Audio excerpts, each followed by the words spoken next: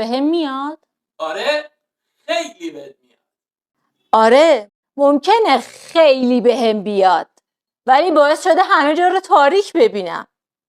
دقیقاً عین تله‌های فکریمون که باعث میشه زندگی رو تیره و تار ببینیم. من میخوام اینو بردارم.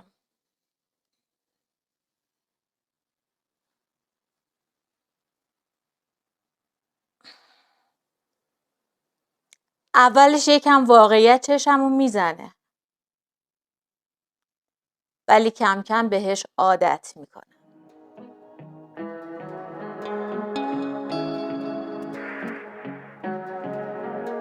سلام، من سارا شیرازی هستم، دراماتراپیست. امروز میخوایم در مورد خطاهای فکری با هم صحبت بکنیم. هر کدوم از ما در طول زندگی و بسته به مسیری که طی می‌کنیم صاحب یک الگوی فکری منحصر به فرد میشیم که بر اساس این الگوی فکری به خودمون و جهان پیرامونمون نگاه می‌کنیم. حالا اگر این الگوی فکری بر اساس واقعیت نباشه، ما مدام دچار سوء برداشت میشیم که همین باعث میشه تو عملکردمون با مشکل مواجه بشیم. توی این ویدئو میخوایم با چند تا از این خطاهای فکری از منظر دراماتراپی آشنا بشیم. خطای فکری اول، تفکر همه یا هیچ. توی این طرز فکر ما نگاهمون به اتفاقات و قضایای پیرامونمون صفر و صده. یعنی همه چیز رو یا سیاه سیاه میبینیم یا سفید، بدون در نظر گرفتن هیچ حالت بینابینی، یعنی رنگ خاکستری. اینجوری واقعیت ها رو به جای اینکه توی یک پیوستار در نظر بگیریم، توی دو قطب متضاد میبینیمشون، یا صفرن یا صدن. مثلا دانشجویی رو فرض کنید که برنامه ریزی کرده ساعت 7 صبح از خواب بیدار شه و اون روز کارش رو انجام بده، ولی به هر دلیلی خواب میمونه و ساعت 10 صبح بیدار میشه. به جای اینکه از بقیه روزش استفاده کنه، کلاً اون روز رو تعطیل میکنه، یا 7 صبح یا اصلاً هیچ. خطای فکری دوم، فاجعه سازی. توی این تله فکری ما از کاه کوه میسازیم. یعنی اتفاقاتی رو که توی گذشته برامون افتاده به بدترین نوع ممکن تعبیر میکنیم. وای، توی فلان مهمونی فلانی جواب سلام منو نداد، چه فاجعه‌ای بالاتر از این. یا در مورد اتفاقات آینده فاجعه بارترین حالت ممکن رو در نظر میگیریم. یعنی یه جورایی در واقع پیشگویی منفی میکنیم. اگر توی مصاحبه شغلی قبول نشم، افتضاح میشه. اگه تا اینجای ویدیو رو دیدین، یعنی احتمالا خوشتون اومده. پس ممنون میشم که ما رو سابسکرایب کنید. لایک ویدیو یادتون نره. خطای فکری سوم، فیلتر ذهنی. توی این طرز فکر ما فقط به اتفاقات منفی اجازه ورود به ذهنمون رو میدیم و اتفاقات مثبت رو یا کلاً نادیده میگیریم یا خیلی کمرنگ به حسابشون میاریم. شما فرض کنید توی محیط کاری مدیر من میخواد عملکرد چند ماه اخیر من رو بررسی کنه. حسابی از سخت کوشی و خلاقیت من تعریف میکنه و منو تحسین میکنه.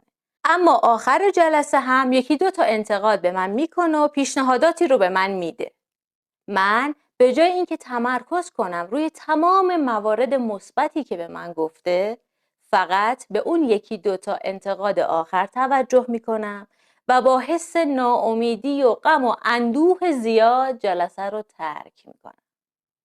خطای فکری چهارم، استدلال.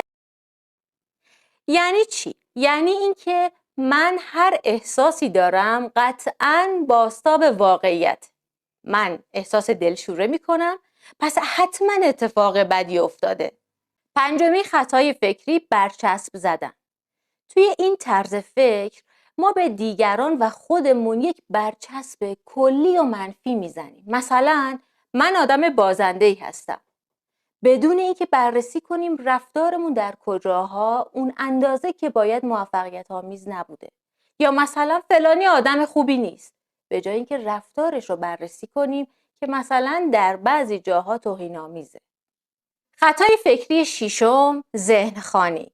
توی این طرز فکر ما باور داریم که به اون چیزی که تو ذهن دیگران میگذره کاملا واقفیم. یعنی دقیقاً میدونیم دیگران به چی فکر میکنن. مثلا من میدونم دوستم فکر میکنه که من هیچی از آشپزی سر در نمیارم، بدون اینکه اصلا واقعیت رو آزمایش کرده باشیم یا حتی از اون دوستمون پرسیده باشیم که نظر در مورد آشپزی من چیه. خطای فکری هفتم، تعمیم بیش از حد.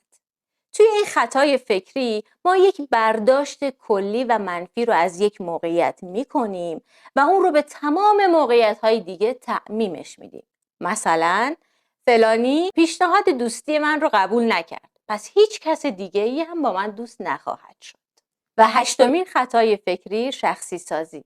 توی این طرز فکر ما خودمون رو مسئول تمام اتفاقات پیرامونمون میدونیم بدون اینکه احتمالات دیگر رو در نظر بگیریم.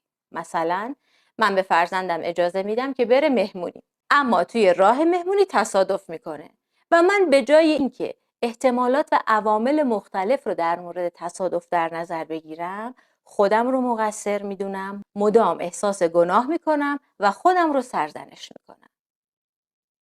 همینطور که متوجه شدیم توی این خطاهای فکری شباهت‌های زیادی هست، اما اونها رو تفکیک کردیم تا اگر توی موقعیت‌های مختلف به سراغمون اومدن بتونیم مچشون رو بگیریم، تو اون لحظه‌ای که استاپ بزنیم و تلاشمون رو بکنیم تا تغییرشون بدیم و بیشتر به اون چیزی که در واقعیت داره اتفاق میفته نزدیک‌تر بشیم. من سارا شیرازی هستم، دراماتراپیست.